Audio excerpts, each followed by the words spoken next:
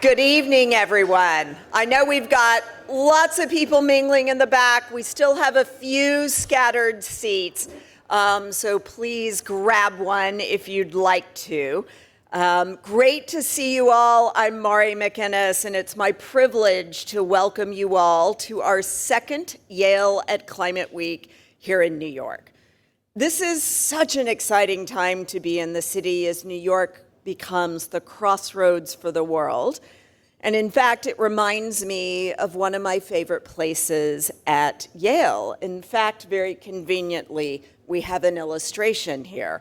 So when you take a walk through New Haven on a sunny day, you'll come across this wide grassy space at the heart of our university, and we call it Cross Campus.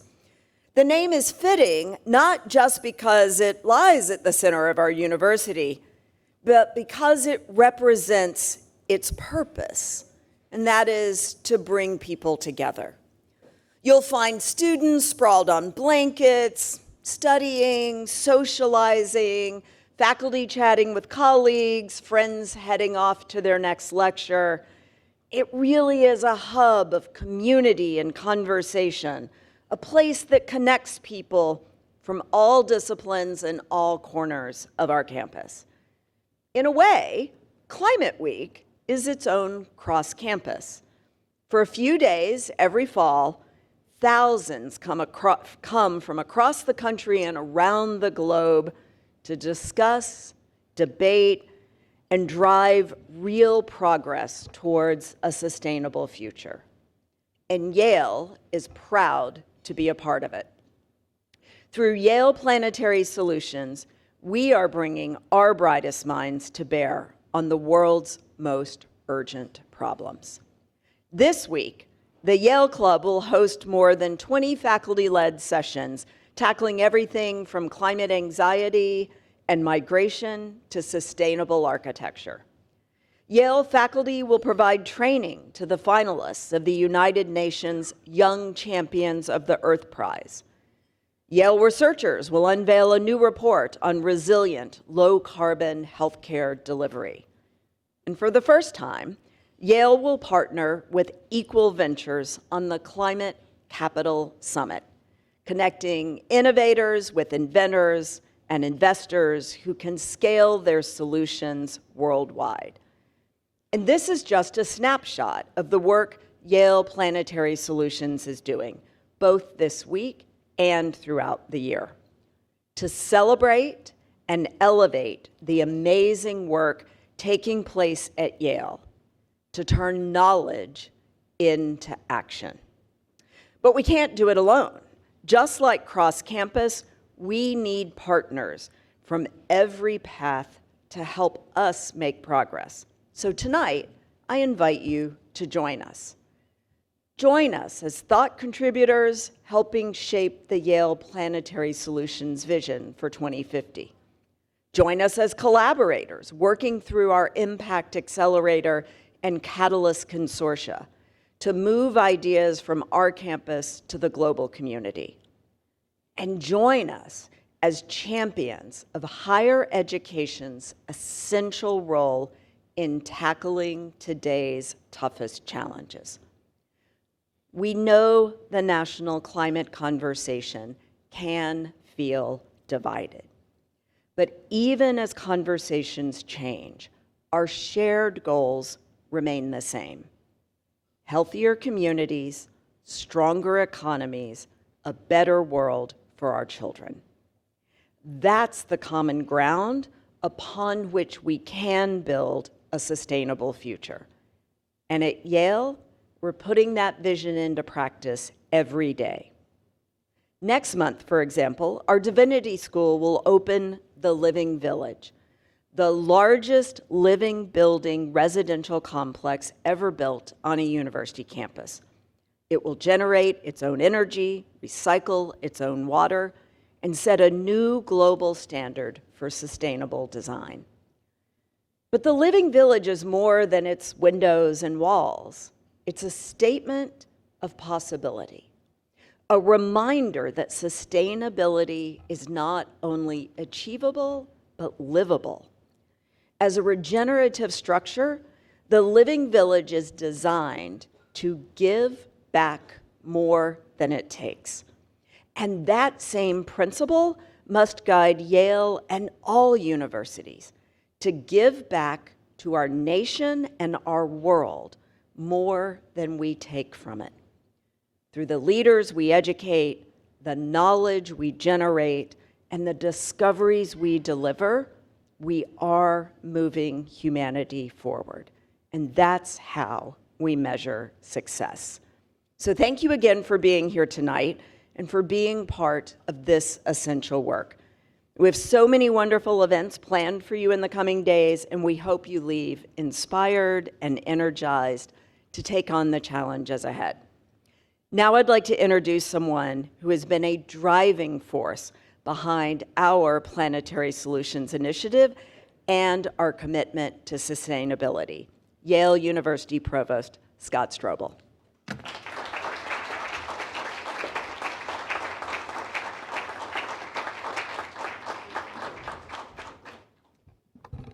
Thank you, Mari, and welcome everyone. We've filled the room, which is incredibly exciting. I am delighted to share this moment with all of you as we kick off and continue this Climate Week with Yale, where we have full days of learning and dialogue.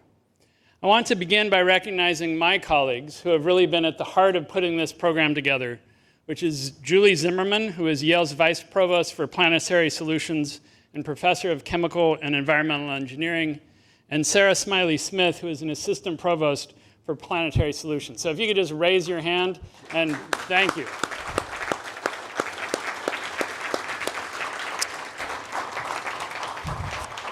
Julie and Sarah and their team have done a terrific job convening faculty and partners for Yale at Climate Week NYC.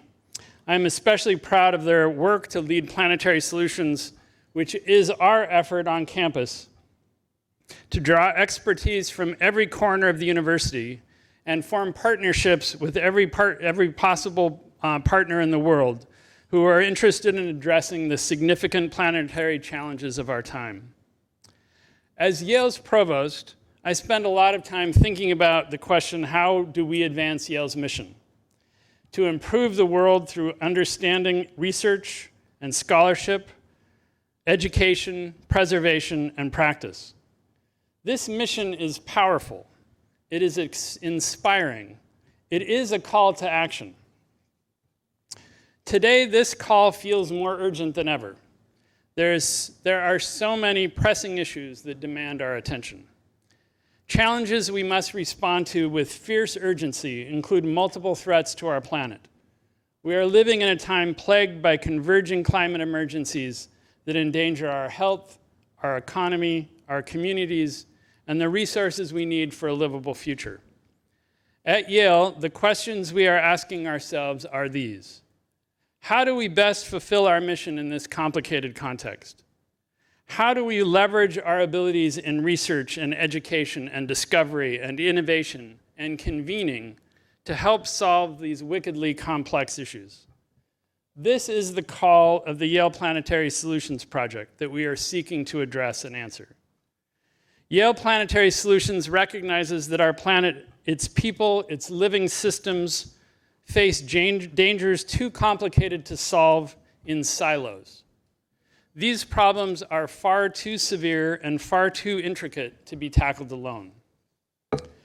To solve the interconnected crisis of climate change, biodiversity loss, and the existential challenges they create, we must engage the entirety of our university community and the communities that we can convene. This approach is rooted in humility. We acknowledge that no one person, no one field, no one organization, no one university will have all the answers. We must combine perspectives and ideas and approaches to achieve the impact required for a brighter future. So we are trying to connect engineers with ecologists, architects with epidemiologists, artists with geographers, and experts in urbanization. We are empowering collaboration across disciplines to produce scalable and transformative climate solutions. We are bringing Yale's broad strength to bear on these critical issues. Yale at Climate Week NYC is a manifestation of this approach. Over the next 2 days, we are bringing all that Yale is and all that Yale does to New York City. Our researchers and our scholars from every corner of the university will exchange ideas and drive progress. We offer up Yale's energy, expertise, and convening power to engage in what must be a global movement for change. In this pursuit, we are committed to working across academic disciplines and across sectors and organizations. We've invited colleagues in industry, government, and NGOs to help us advance ideas and strengthen the partnerships we need to meet this moment. Together, we can strive for solutions that none of us could realize on our own. As we launch these events tonight, I encourage all of us to continue forging a path together in partnership. I encourage us to be bold and ambitious in our pursuit of meaningful change, and I encourage us all to use what we learn, to use who we meet, and the hope we generate in this room as a launch pad for impact into the future. Thank you for coming, and I look forward to engaging with you over the next few days. Thank you.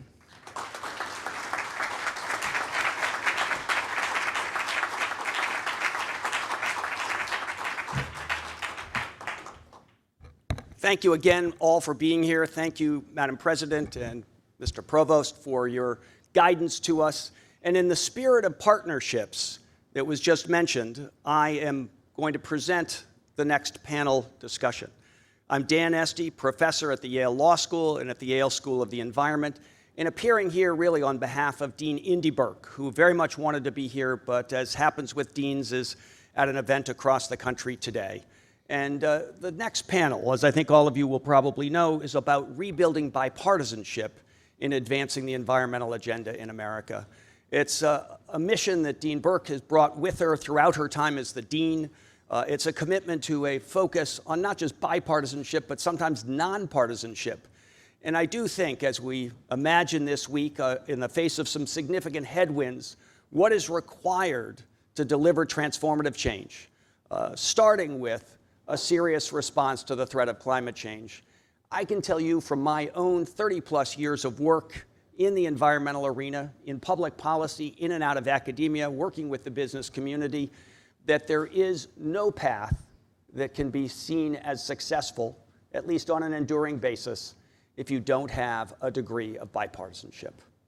And I will now propose, as professors are like to do, a quick quiz. Going back to the 1992 Framework Convention on Climate Change, which some of you know I helped to negotiate in a prior tour of duty in the US government, what was the final vote of the United States Senate on that treaty?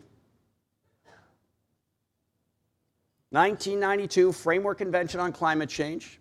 All right, so as a professor, I'm not going to make you answer, but I know some of you know the answer. I can always tell the A students from the B. The B students say, well, it was probably 52-48 or 51-49. The A students say, oh, no, 67 votes required to adopt a treaty, to advise and consent to a treaty. The actual answer, no vote taken. It was put before the Senate as a matter of, is there an objection? Does anyone want to call the roll? And as the clerk called to the senators, does anyone object? No one stood up to object. No one called for the roll to be called and the vote to be taken. So this was perhaps the last true bipartisan moment in US environmental policy. And I hope with the session I'm about to introduce, and in the spirit of Dean Burke's commitment to really ensuring thoughtful conversations, robust debate, serious debate across divides, that we can bring that spirit of bringing people together, working respectfully, taking seriously different points of view, different assumptions, different starting points. And I do hope that we can help build that spirit back, starting here tonight and on with our program at Yale over the coming years. So with that, I want to introduce Tony Lyserowitz, who is the moderator of the panel. And Tony has perhaps the most interesting title. He is the Josh and Tomcat Professor of Climate Communications. Tony, please bring your panel forward and onward with the conversation.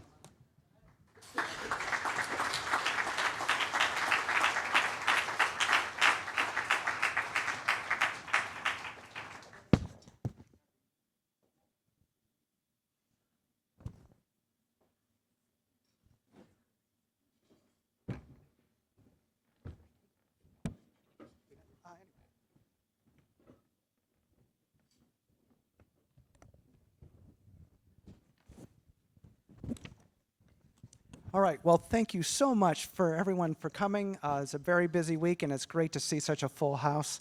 This is going to be a very interesting panel. We've got a panel of current and former members of Congress to talk about, obviously, one of the big challenges in the United States today, and that's bipartisan action. So kind of taking a page from my colleague Dan Esty, taking professorial privilege here, I want to just emphasize our title, which is Rebuilding Bipartisanship in the U.S. Environmental Movement. And I want to emphasize that word, rebuilding, because I think it's useful to just go back in our history and remember that there have been multiple moments in the past 50 years where there was bipartisanship. Starting, of course, with what everybody points to is the early 70s, when we passed most of the major most of the environmental legislation that we still depend on to this day, clean air, clean water, endangered species, the establishment of the EPA. So many things happened in that critical time period. But it's also important to remember that we also had the agreements around the Montreal Protocol during the Reagan administration. As Dan just alluded to, we had basic consensus around the 1992 Rio Conference and the UNFCCC treaty itself, which is the entire basis of global negotiations even to this day. Also forgotten is that it wasn't that long ago that the Republican nominee for President of the United States, Senator John McCain, who for years had been one of the primary champions of climate action within the Senate and within Congress, actually had action on climate change as part of not just his campaign platform, but the Republican National Party platform. Okay? It wasn't that long ago. So and as they all know, there have been many other such moments of bipartisanship over the years. Now, I direct the Yale program on climate change communication, so I'm going to bring a little data to this conversation. We study how the American public responds to the issue. So we've been doing nationally representative surveys every spring, every fall, every spring, every fall for nearly 20 years. So I just want to put a few things on the table. One is, I don't think it's going to be a surprise to anybody that America is somewhat politically divided on the issue of climate change. Okay? Democrats, by and large, overwhelmingly accept that climate change is happening, human-caused, that they are very worried about it. They think it should be a high, high national priority. Republicans, by contrast, much lower. But that's also, we shouldn't recognize that about half of Republicans actually do worry about climate change and, in fact, do support action on climate change as a priority, just not as high of a priority as many Democrats. And where I really want to focus is that there's actually a fair amount of consensus, even in today's environment. And I'm going to take data that we just collected a couple months ago, where, in fact, Democrats and Republicans overwhelmingly support a number of potential climate solutions. For example, should the government be funding farmers to change their farming practices to store more carbon in the soil, improving fertility, and so on? 88% of Americans support that, nearly 9 out of 10. And that includes 78% of conservative Republicans. Should we be funding more research into clean energy? 80% of Americans support that, including 55% of conservative Republicans. Should we be considering a Foreign Pollution Fee Act where we charge other polluting countries, like, say, China, for the carbon embedded in their products before they can sell in the United States? You can think of it almost as a tariff. 81% of Americans support that, including 76% of conservative Republicans and 89% of Democrats. And then, perhaps particularly of interest to Congressman Westerman, there's overwhelming public support for planting up to 1 trillion trees to address carbon dioxide management. So with that, I'm going to actually turn to Congressman Westerman and say, if you would like to expound a little bit more about that particular policy, but also where do you see the, let me rephrase that. Can you talk a bit about some of the moments you've experienced in Congress where bipartisanship has been happening that maybe the rest of us haven't seen? It was great to be here. I don't sound like I went to Yale, but I did.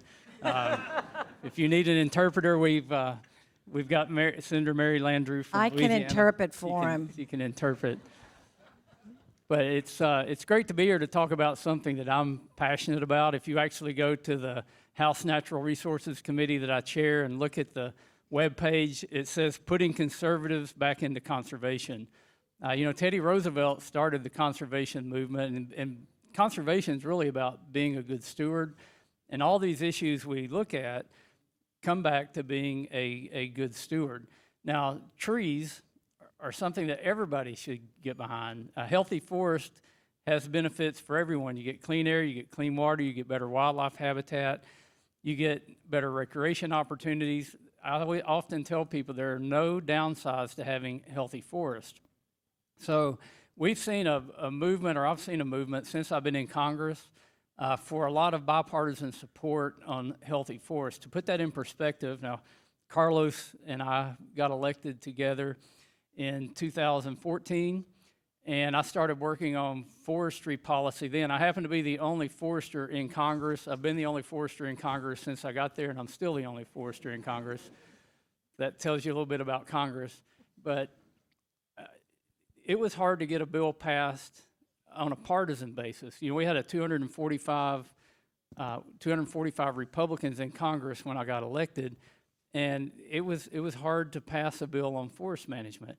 But the cool thing about forestry is if you can get people out in the forest to look at what's happening, it changes people's minds. And I compliment Yale because a couple of years ago I led a bipartisan trip up to New Haven, and we went out to the Yale Myers Forest and had Mark Ashton there pointing out how the trees grow, and everybody that was there thought, wow, this is neat. If they can do this on Yale's forest, we should be able to do this on America's forest. Fast forward, the most comprehensive forestry legislation that I've been able to put together is called the Fix Our Forest Act. We passed it last fall with good bipartisan support. Los Angeles caught on fire in January. We passed it. If everybody had been there voting, because some of the co-sponsors of the bill were back in California, we would have had 70 Democrats and every Republican vote for this bill. It's over in the Senate now. Senator Padilla and Senator Hickenlooper are the Democrat co-sponsors, and I think this bill's going to get passed out of the Senate and signed into law. That's a big step from having a hard time just getting your own party to vote for your bills, but it took years of work and education, and when you understand healthy forest, it's hard not to support the idea of healthy forest. Trillion trees, again, that idea came from a Yale graduate. It was, I think, first presented at the World Economic Forum, and something like 105, 110 gigatons of carbon could be sequestered if we planted 1 trillion trees worldwide. As a forestry nerd statistic, there's about 3 trillion trees on the planet. People estimate there's been as many as 7 trillion trees. Trees are God's natural mechanism to eat carbon, store it, and release oxygen. If you think about as carbon moves through its cycle, photosynthesis is the key part, and that's where we've got an opportunity to trap it and store it. So I could talk about trees a long time, but I'm going to yield before I use all of the time. And I should have said, so Congressman Westerman is one of our greatest products of the Yale School of Forestry and Environmental Studies at the time, now the Yale School of the Environment. So thank you for representing us and the education that we hopefully gave you when you were a student. Next, I'd like to actually turn that same question to Senator Mary Landrieu. She represented Louisiana in the U.S. Senate for 3 terms from 1997 to 2015. She chaired several committees, including Energy and Natural Resources. During her time in Congress, she was known for her bipartisan approach and for her advocacy for her home state, particularly in the aftermath of Hurricanes Katrina and Rita. She serves on the Board of Resources for the Future and the National Academy of Sciences Gulf Research Program, Advisory Board and is the co-chair of the Climate Solutions Foundation. So again, you have seen the inner workings of Congress up front and personal. Where have you seen bipartisanship happening? Well, there have been many instances over decades and I guess over centuries of bipartisanship as we fashioned a country that has now 50 states and several territories, and those compromises that continue to help establish who's a citizen and whose rights. I mean, it takes a lot of compromise and negotiation to build the greatest nation on earth. So we've been doing it a very, very long time.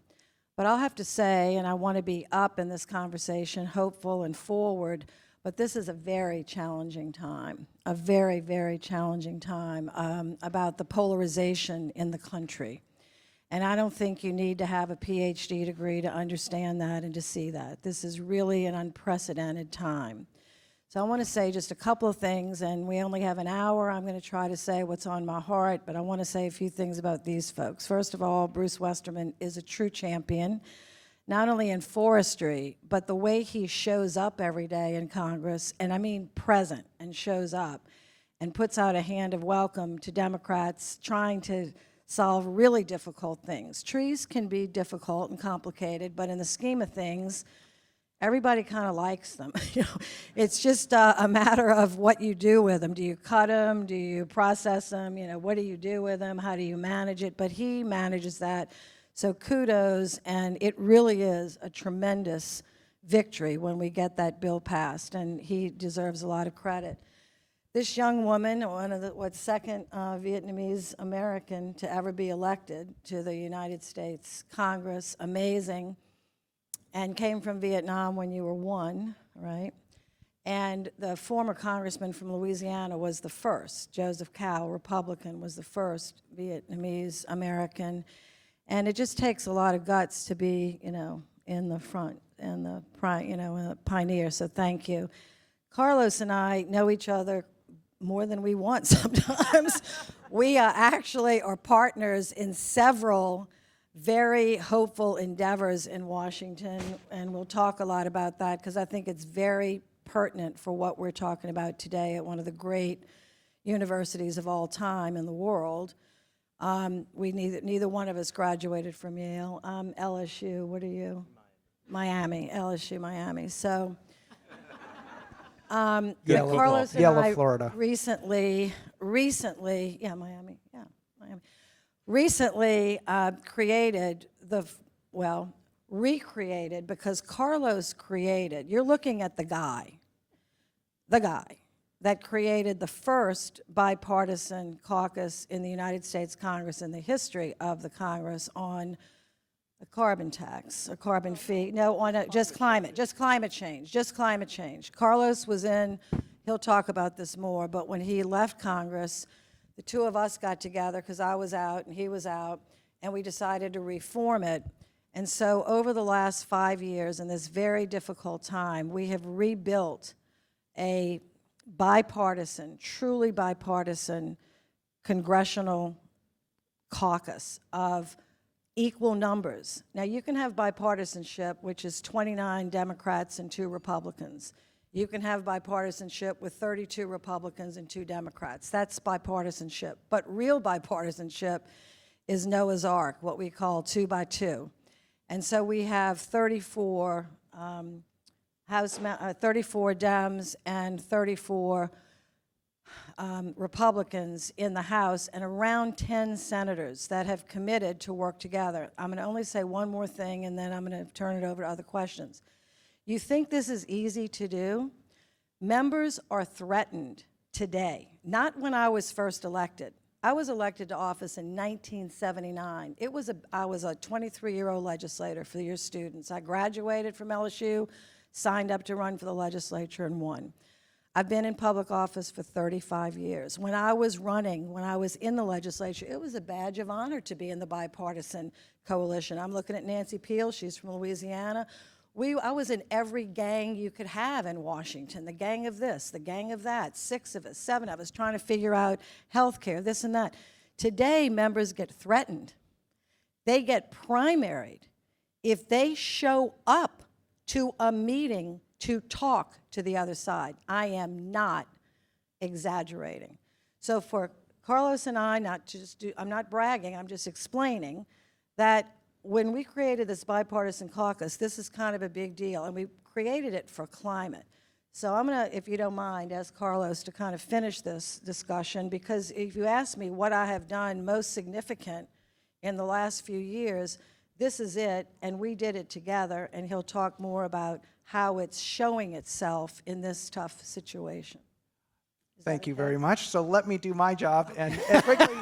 This is what senators do. They take over, you know. No time limits, no rules. Yeah. All right, so I would like to introduce Carlos Curbelo to you all. He represented Florida's 26th district in the House of Representatives from 2015 to 2019. He served on the Ways and Means Committee and co-founded the first ever bipartisan climate solutions caucus in the House.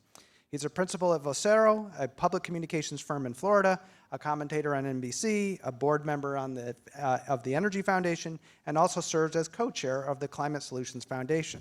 So let's just pick right up where she left off and talk about the Climate Solutions Caucus, because that is still, even in this day, an incredible achievement. It still exists, and it's growing, and I think it will be very important to Chairman Westerman and his new mission, which is to get permitting reform done. We know permitting reform will need bipartisan support, unlike reconciliation. And look, bipartisanship is not an end, okay? It feels good, it's nice, it's wonderful to collaborate with people who you don't agree with, but it's really a means to achieving policy durability and stability. And when you think about energy, when you think about the environment, the only thing better than good policy is durable, stable policy that you can count on, even if it's not that good. Why? Because businesses, people get to plan. By the way, this is why my family came to this country, for stability, for predictability, to know that there's a system you can trust, that there are rules in place that you can live by, that you can invest by, that will guide your decisions. So we've seen a lot of whiplash in recent years when it comes to energy policy, not just in the last few months. We go back to the Biden administration, there was a arbitrary and random freeze of liquid natural gas exports that a lot of people still don't understand why that was done. There were things that were done to create obstacles for energy developers on federal lands.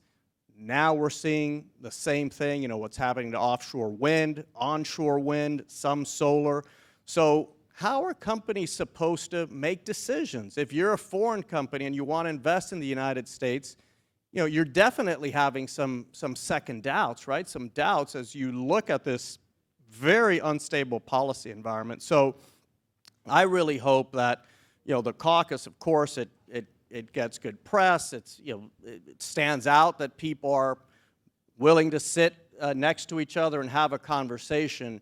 At the end of the day, what matters is whether they can help Bruce Westerman and others on both sides get something like permitting reform done so that in the future, companies and individuals know what to expect and know that it doesn't matter, right? Because we're going to have elections, a different party's going to win, and that shouldn't mean that your $10 billion investment is poof, gone, right? So very proud to do the work with Mary, very proud of my partnership in Congress with Bruce, with Stephanie, another, you know, courageous leader. She told me she wanted to be a blue dog when she got there. I said, how can you be something that's extinct? Like, but she did it, and she ended up leading the Blue Dogs and revitalizing that group, and they made a mark on the Congress. So this has already been a great discussion, and I look forward to whatever you have in store for us next. So again, to reclaim my job.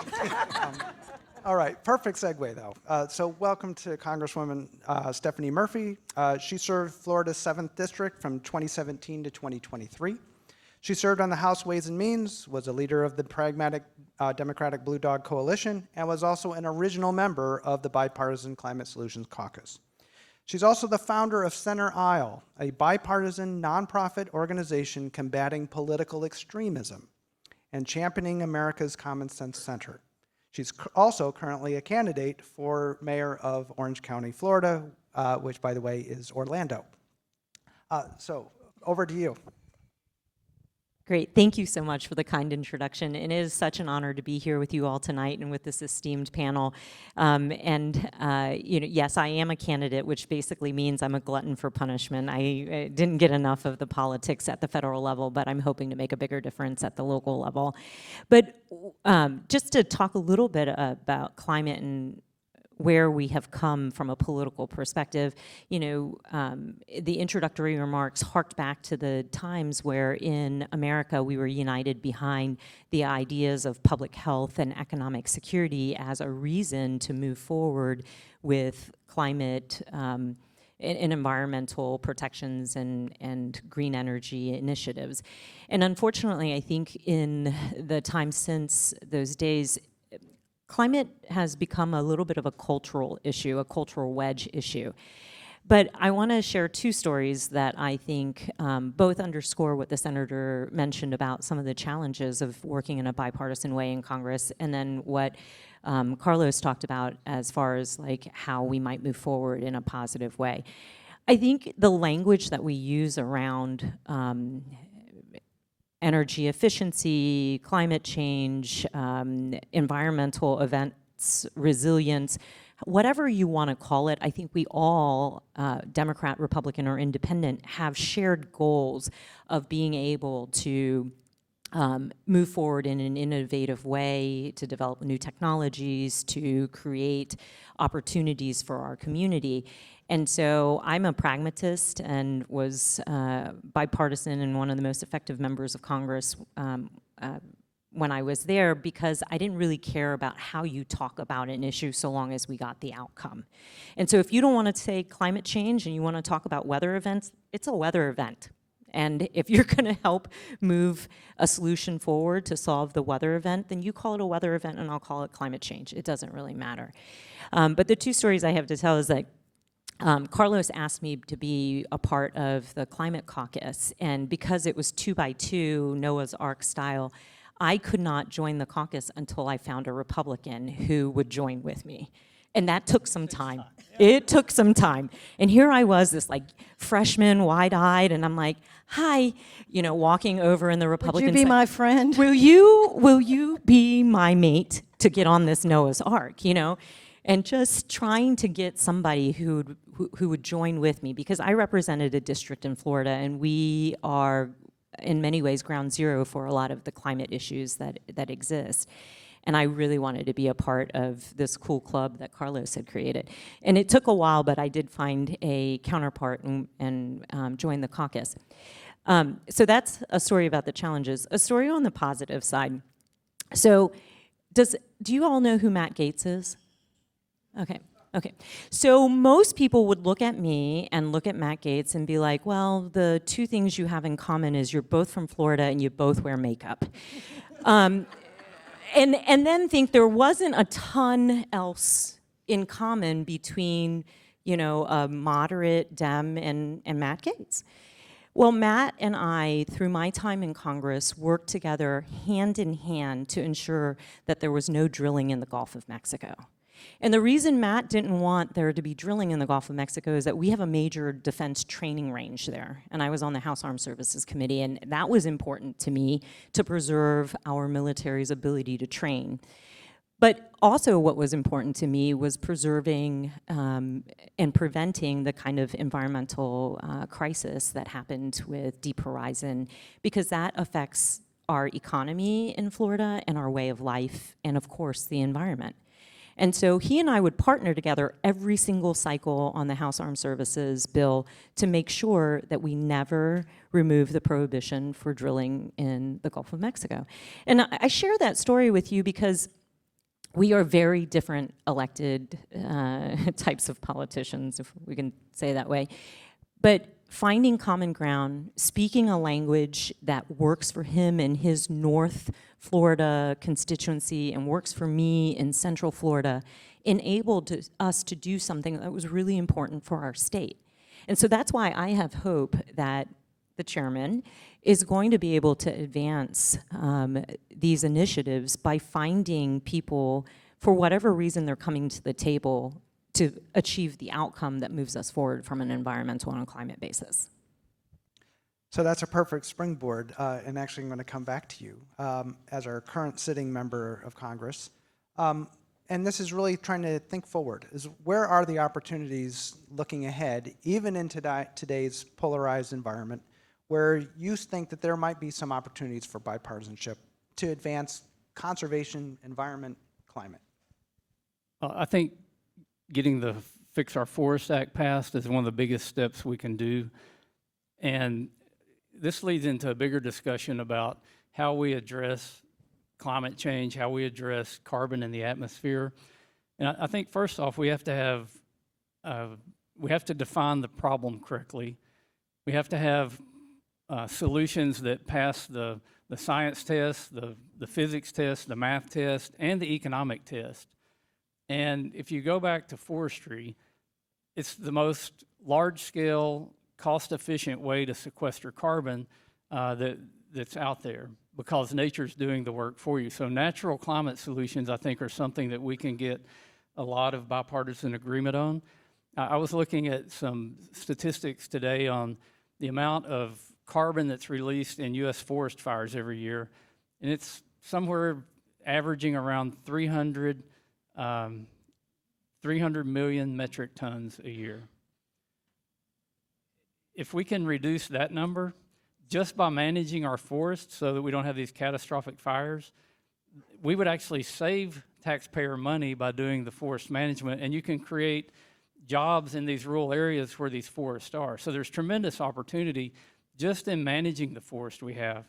Now, by the same token, if you converted every internal combustion vehicle engine in the United States to an EV overnight, and not even looking at the embedded carbon that it takes to manufacture that EV, you could reduce carbon emissions by about 400 million metric tons a year.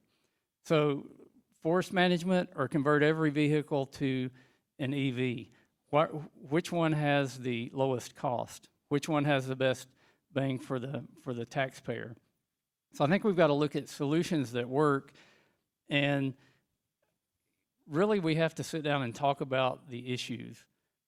Like I said, with forestry, it's easy because you can go out in the forest. I took a bipartisan group to California. We lost 20% of the giant sequoias on the planet in 2 years due to catastrophic wildfire. And a giant sequoia should never be burned up in a wildfire, but it was because you had these white firs growing up in the understory that created ladder fuel up into the canopy of the trees. And these trees only grow in about 70 groves on the western slopes of the Sierra Nevadas above 4,500 feet. And we lost 20% in 2 years. Totally preventable. And getting people out in the field looking at that and pointing out things, the light bulb comes on. And Scott Peters, a Democrat from San Diego, co-sponsored the Save Our Sequoias Act with me. And that led to the Fix Our Forest Act. If we can't agree on forestry, I don't know what we can agree on, but agreeing on forestry builds a platform to agree on a lot of other issues. And permitting reform is one that has a lot of bipartisan support right now. Permitting reform always gets lumped in with energy, but I'm telling you, everything gets affected by our cumbersome permitting process. It takes an average of 4.2 years to get a NEPA permit in our country. If you're talking about a mine, you're looking at 20 or 30 years in a lot of instances. It puts a wet blanket on investments. Nobody wants to invest in something that's going to take 4 years or 10 years or 20 years to start getting a return on the investment. That goes for whether you're putting an oil pipeline in or you're putting an electric transmission line in, whether you're developing an oil field or you're developing a solar field or a wind farm. And there's bipartisan support to streamline the process, to make it a blind process that doesn't care about technology, it doesn't look at one project versus the other, and gives everybody a fair shot to come in and get their project permitted so that you can begin construction and do all the good things that these projects bring to the table. it affects infrastructure. You can't build a road, a bridge, you can't dredge a navigable waterway or build a port or an airport. All of those things, you have to go through the NEPA process. McKinsey put a study out in July that said that they looked at a 4-year window of public infrastructure projects held up in permitting and said the cost to the taxpayer is $2.7 trillion. That's in public infrastructure. That's something, I don't care if you're Democrat, Republican, or independent, you enjoy public infrastructure and you benefit from it. So there should be, if we can sit down and have a civil conversation, there's a pathway to get to a good bipartisan permitting reform bill. Now, I think I could write the perfect permitting reform bill, but I learned early on in politics, like in the House, if you don't have 51% of the vote, all you've got is an idea. The perfect permitting reform bill is the one that passes the House, gets 60 votes in the Senate, and President Trump signs it. That's what our perfect permitting reform bill looks like. And I'm willing to work with anybody who wants to work on this issue because we face major, major challenges in our country. You start talking about AI and data centers. There's a data center going in North Louisiana. It's for AI. 3 gigabytes of power for one data center. I've got nuclear power plants in my district. One nuclear power plant is 1 gigawatt. So think about one data center with 3 nuclear power plants to power it. I think AI can give us the tools to solve any kind of climate issues that we have. But we have to be the first to get to what's called superintelligence. And without energy and without building these data centers, we're going to get left behind in that endeavor. So I think there are a lot of things that are driving people from all corners and all perspectives to look at how do we do permitting reform. I don't care if the electron comes from a wind farm or a solar farm or a natural gas plant. We've got to put more of them on the grid, and we've got to have a grid that can handle it. I yield back. Yeah. So just a quick,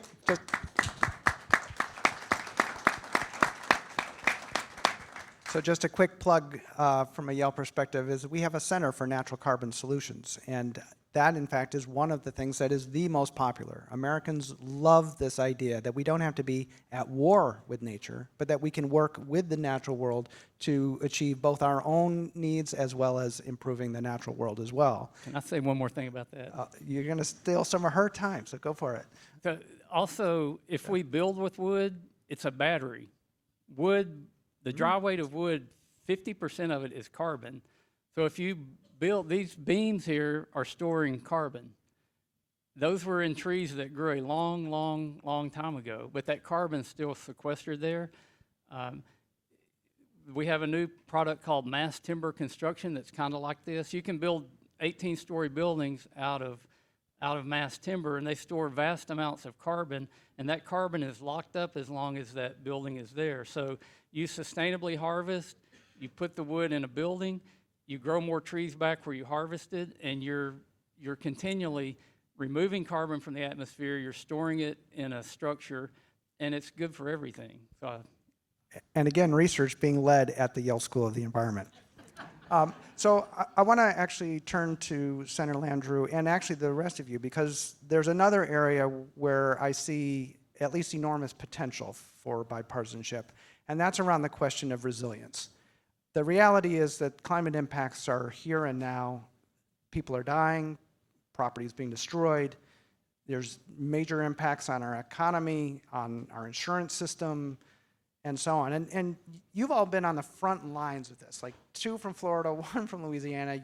You were the senator during Katrina, one of the great traumatic events of our time. So I'm wondering if you could say a bit about what you've been working on lately to really try to think about how do we build the bipartisan will to better prepare for what's already happening and coming. Well, that's a tall order because we just marked the 20th anniversary of Katrina and Rita. It was actually 2 storms, and it was a $200 billion hit to the federal government and to insurance companies. $200 billion, the most expensive disaster ever in the history of the country. But it wasn't the hurricane that did us in. It was the failure of the Corps of Engineers levee system. because they refused, since 1965, when that project was authorized, to actually put the required amount of money each year through a bill we call WRDA, the WRDA bill, Water Energy Resources Development Act. We authorize it every year. We authorize about $40 to $60 billion worth of projects, but we only give the cash to build them about $4 or $5 billion. We're woefully underfunded. So every year, our delegation would ask for a little bit of money. They told us no.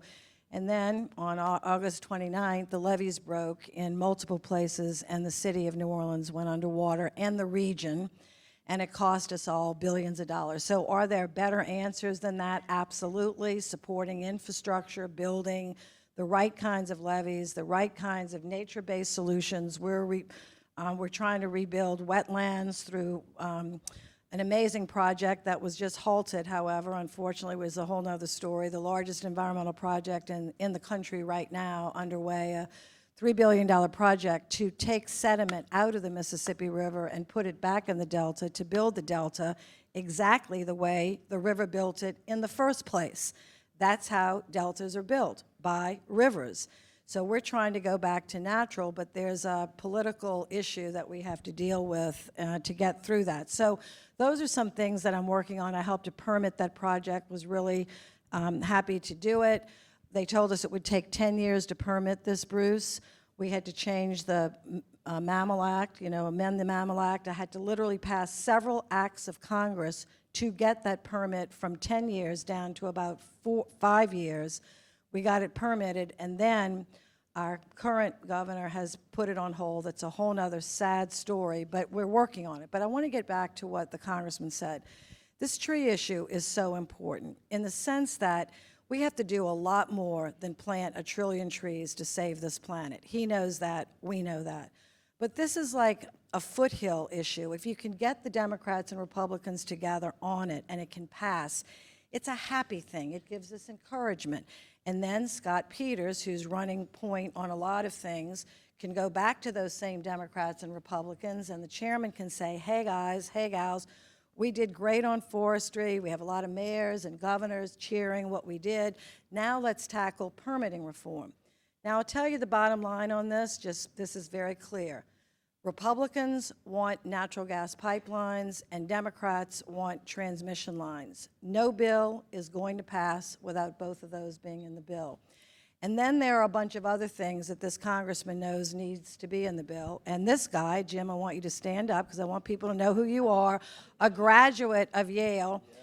Jim Connerton, luminary, has been working behind the scenes for decades on a new way to permit in the United States of America that would make a lot of sense to most all of you in the room. So you should get to know Jim. You should go on the website, look at what he's doing. It's very out-of-the-box kind of thinking. It really is very avant-garde and very different, but it's basically build and comply. I'm going to say one more thing. But as a Democrat, because Democrats are a big problem in this field. Republicans can be too, but in this field it's Democrats, and I'm one, so I can, say the truth. And Scott Peters, who's my leader on this, I'm no longer in, but if I was, he's my leader. This is what Scott says if he was here to Democrats. Moses did not bring down NEPA from Mount Sinai. He did not. And NEPA is not a sacred document. The Bible might be, the Quran may be, the Old Testament, the New Testament, that is sacred, but not NEPA. But Democrats think it is, like you can't change it. And we must change it. We must change the layer after layer of good intention regulation that is stopping America from building what we need to build. If any of you have not been to China, you need to go. It will shock you. When you talk about China, and you all correct me here, Yale, because it's been a few years, there are 20 cities with over 60 million people in each one. Do you know what a city with 20 million people looks like? How much does New York have? 7? You know what this city looks like? Think about this. Do you know how much they built those cities in the last 20 years? We can't even build a highway. We cannot build a bridge over the Hudson River in 20 years, and they built 20 cities. We better wake up. This is what's at stake. So that's one thing. So I'm not going to go on, but we have so much work to do. And I want to say there are two things. Permitting reform, get the trees. Trees, good, good, good. Then go to permitting reform. Let Bruce and Jim figure that out. Good, good, good. And then one interesting thing that everybody in New York has been talking about, so finance people, wake up. I'm not an accountant or finance, but I'm very excited about this because it's being led by some of the bright minds in the finance people accounting. It's called carbon accounting. Has anybody heard of this? Green ledger, raise your hand, okay? Jim, carbon accounting, all right. Learn about it, read about it, because what this does is, briefly, and this is a bipartisan thing, I think, and Carlos will know this, Republicans will like this because it's about math and science, and Democrats will like it because it'll actually help the climate. They like math and science too, but it'll help the climate. They like finance. But everybody, if we could get the carbon intensity, the accounting system, the standards for every product, and think about the products that have the most steel, concrete. You don't need every product in the world. The top 10, only 10. To get the carbon intensity measured and then trade in that way, it's a different way to think about really pulling down emissions because we're not winning this war. Emissions are going up. China and India are building more coal. It does not matter how much Yale reduces its emissions, Madam President, even though you should continue to do it, and God bless you. But for every emission you go down, China just builds 10 more coal plants. So let's not kid ourselves, okay? This is not about it is about what we can do individually, but we have to start using our brain to think, how can we really lower these global emissions? So I'm saying bipartisan to conclude, trees, then do the permitting reform, and then let's really work on this carbon accounting system. Carlos and I are going to do everything we can at COP. It's going to be sort of talked about a lot more there. We're going to try to push as hard as we can because this could be a breakthrough. Thank you. So I agree with everything Mary said, but former House member, so I'm going to follow the rules, and I'm going to briefly talk about this issue that is so important to both our states, and I know Stephanie is, especially running for local office, definitely on her radar. I just want you to know my personal experience. We own a small condo on Florida's West Coast. Florida's West Coast, I think it's gotten hit by 3 storms in the last 5 years.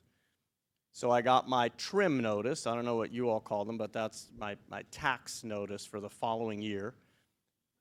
Property value cut in half, cost of insuring the property double. Imagine that happening across thousands of properties, what that means for local governments, what it means for, thankfully for me, this is our small condo we have as a little vacation place we're blessed to have, but if that's your primary residence and you need to move or you need to make an important financial decision, that is just completely devastating. So affordability, livability, this is what's at stake here. So resilience, there is, I think, a lot of bipartisan consensus for investing in coastal infrastructure and other infrastructure, specifically around flooding, because we've seen so many tragedies all over the country. But that's just a little takeaway for you, what's happening in Florida right now, and I don't see it getting better anytime soon.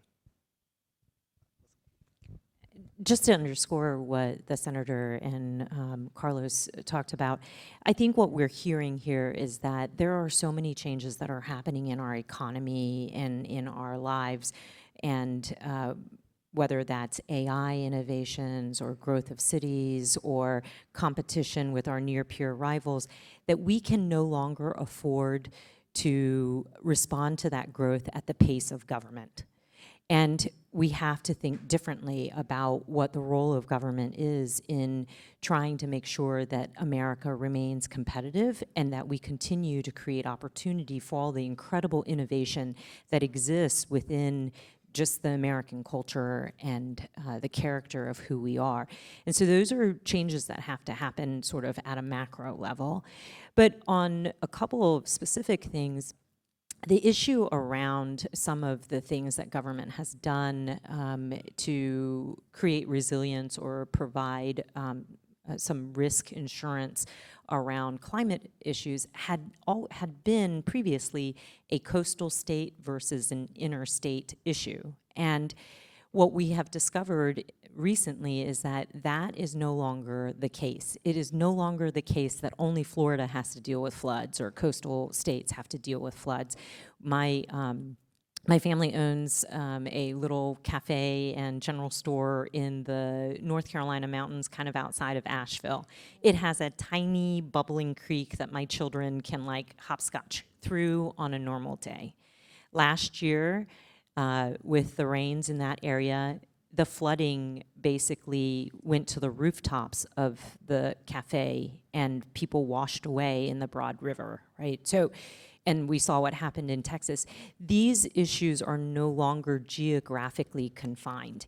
And so my hope is that as representatives from states in the center of the country as well as on the coast see that this is not isolated. It's not a geographic, like it doesn't care whether you're a red state or blue state or whether you're a coastal state or not, that will encourage people to work together in a bipartisan way to renew flood insurance. We have been kicking that can down the road for way too long.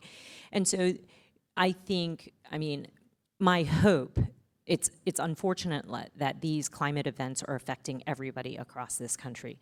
But my hope is that it lights a fire under our government and our elected officials to actually do something about it in a way that works for the entire country, because they feel the imperative in the in their local communities.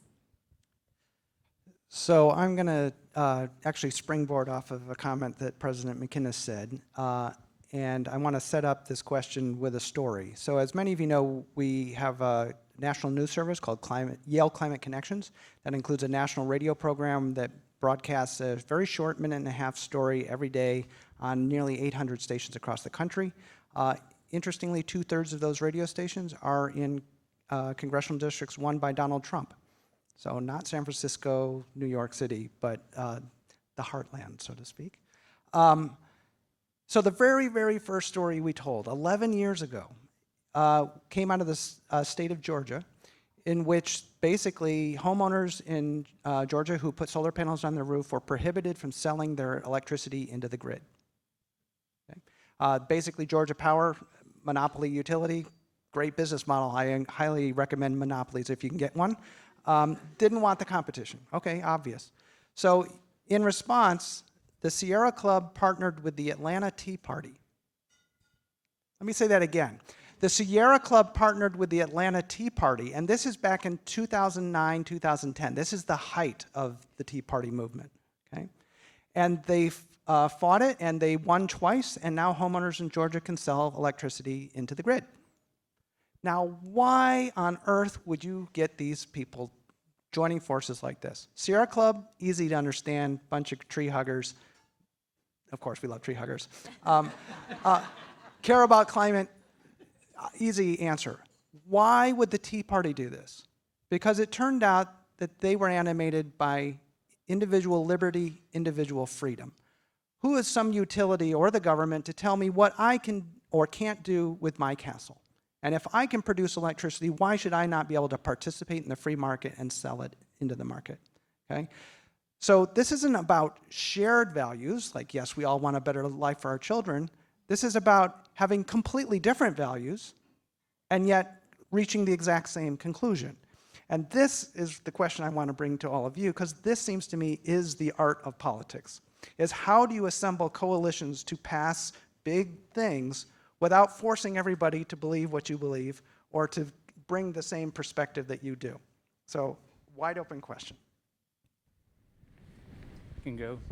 I'm right in the middle of that right now. On permitting reform, we're trying to build as broad a coalition as we can. So if you use public infrastructure, if you build public infrastructure, if you're into pipelines, transmission lines, gas, oil, forestry, fisheries, everything that the federal government touches in permitting, we're trying to build a massive, broad coalition for people to go to D.C. There was the National Sandstone and Gravel Association came by my office last week. They told me they had 300 people on the Hill going to every House and every Senate office, and their number one priority was to talk about the SPEED Act. That's the permitting reform bill. So it's an education process to help people understand what's on the line. You know, we've got the digital asset companies out there with gas and oil companies pushing for permitting reform, and that's how you build the coalition. It's not easy. It takes a lot of work. But I will say, my undergraduate's in engineering, so I really like these utility issues. Distributed power solves a lot of things. It takes load off of the grid, so we should be looking at how do we get more distributed power, how do we get more battery storage on the grid, and actually permitting reform helps all that. And we have to continue leading the world in research and development. There's some fascinating things happening. I'm flying across the country tomorrow morning to go look at a guy's process that he's figured out how to make stuff out of wood that nobody's ever figured out before that could be very revolutionary in housing, energy, carbon sequestration. It checks a whole lot of boxes, but it's because somebody's out there innovating, and we have to promote research. You know, there's work being done to increase the proportion of roots to above ground mass, in not just in plants, but in trees, but in all plants. And those roots are carbon storage. They're sequestered in the soil that improves the soil health and makes things grow faster, and you would require less land to produce the agriculture that we need. We can't sell short funding for research and the benefit that comes from research and development. And again, I'm going to have to yield because I'm using way too much time. I didn't know you were such a tree lover and a utility geek. I mean, like, you're a real party. I wish I'd known this when we were in Congress together. My wife calls me tree nerd. No, I think that I think to the analogy that you gave between the Sierra Club and the Atlanta Tea Party was sort of my story of, like, Matt Gaetz and I guess he would be the Tea Party element of that, and I would be the Sierra Club. But I think we have to think about I think we have to rethink what green means. And when you're talking to Democrats and you want them to get on board, green is about clean energy and the environment and all of those things.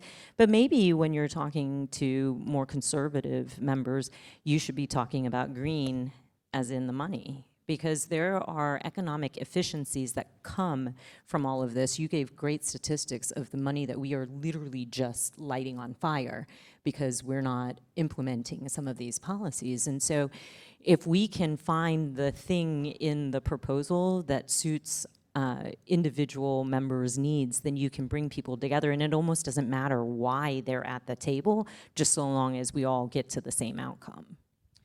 And I would just say, and be brief and really and turn this to Carlos, but the elephant in the room, I'm just going to say it, we have to think about it. I know this is probably a predominantly Democratic room, but as a Democrat, we have got to stop having a war with energy companies and fossil fuel companies. We have to have our war with emissions.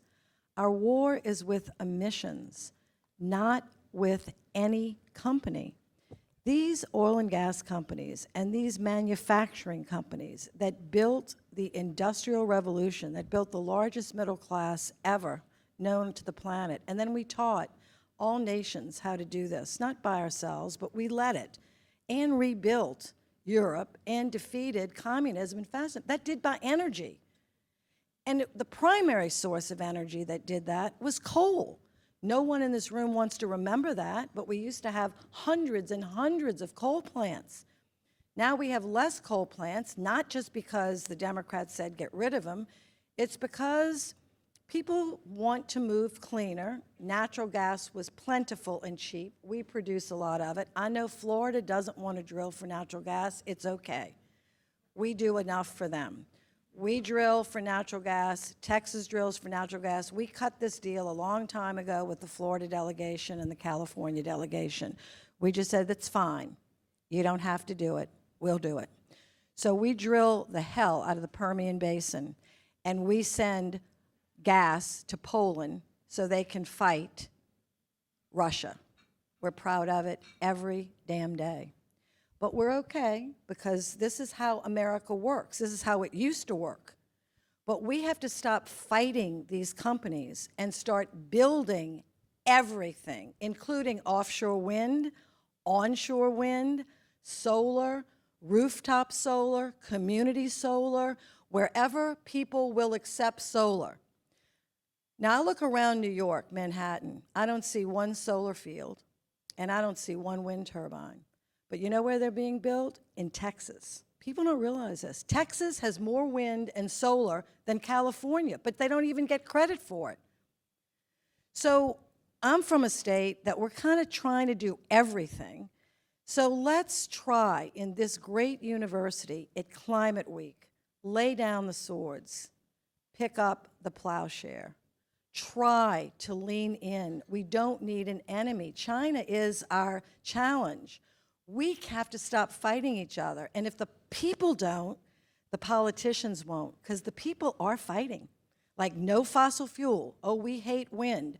You know, we hate this. We have to stop and think of all the assets we have and then do Jim's bill and Bruce's bill and build the heck out of it and move forward with a new mindset, new trading regime, which Donald Trump will be for. So lean into it. You don't think he's a leader on climate, and he's not. He said so this week. But he is a leader on trade to put America first. So lean into this, lean into it. Think about a new trade regime that lowers carbon for every product on the planet, unleash the potential of the capital, trillions of dollars of, not government money, not charity, money that's ready to be deployed if the government would just give the private sector the guidelines. Good. So at our firm, we do a lot of thinking about communications and framing and strategy, and we, of course, think a lot about the climate movement. And I really do think that the climate movement has to understand the moment that it is living. The climate movement started as a radical idea. All movements do. Otherwise, you wouldn't need a movement if it didn't have to be radical. And it has been very successful. So many people all around the world, especially young people, have embraced this movement and want to see us do better, do cleaner, be more respectful to the environment. But this movement, now being mainstream, has to become more inclusive and more tolerant. It cannot continue being orthodox and rigid and demanding that everyone agree on everything. I'll give you an example. When people used to join the Bipartisan Climate Solutions Caucus, some reporters would come and say, well, what about so-and-so? Don't you think he's just greenwashing? And I said, I don't care. I mean, how wonderful that your issue is so compelling that people want to fake it to identify with your issue. It's like Taylor Swift or something, right? Like, no one gets asked, hey, do you like Taylor Swift? Said, no, she's terrible. No one says that because they don't want to be like, they don't want to stand out in that way. So, sure, Taylor Swift has some people who claim they like her and probably don't. Good for her, right? She's not going to kick them out of her little fans or big fan circle. So, I mean, this may be not the best metaphor, but I think I think you get the idea. I mean, we have come to a point where, this should really be a conversation. And look, I'm all in. My record is there. But this should be a conversation about sustainable and responsible energy development that can continue fueling our capitalist system, that can continue bringing people out of poverty all over the world. This should be an issue that unites us. And I think, with leaders like Bruce Westerman people talk about temperament usually in the context of judicial nominees. You dealt with that. We didn't deal with personnel in the House. Thankfully, we have enough problems. But there is also a legislative temperament. And if you watch closely, people like Bruce Westerman can get things done because of that temperament, because of the way he frames issues, because of the way he brings people together. So I'm very hopeful, even in this very chaotic and divisive time, that this movement matures the way it's due to mature, working with leaders like Bruce and Democrats and members of both chambers. A lot of good things can happen. We just have to be willing to take a win, even if it's not everything we want. So it's been said that hope is the ultimate source of renewable energy. And so I hope you leave tonight with a little more energy in your own batteries. Okay, and with that pun, please join me in thanking our great panel. Thank you. Thanks so much.